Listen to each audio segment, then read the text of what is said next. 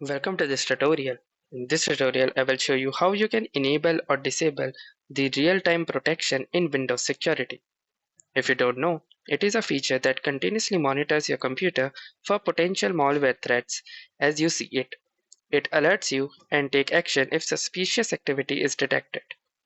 Although it is a very good feature in managing suspicious activities and the overall security of your computer, there can be some performance slowdowns, false positives, and potential conflicts with other security softwares or applications if it is not properly configured.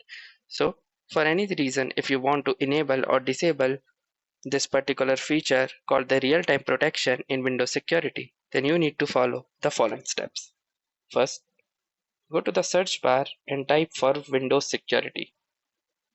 Now, once you'll find the Windows Security, you need to click on the Virus and Threat Protection tab.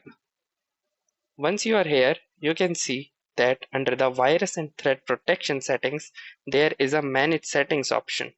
Simply click on the Manage Settings. Now, from here, you can see the real-time protection.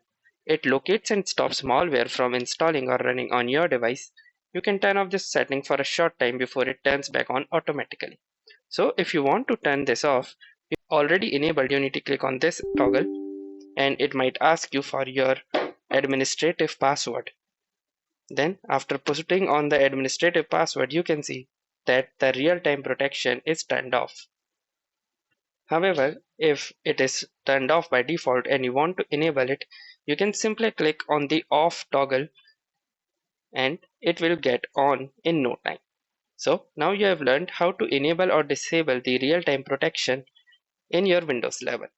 If you like this video, make sure to hit the like button as well, comment on this video, share it, and don't forget to subscribe to our channel. Thank you for watching and have a nice day.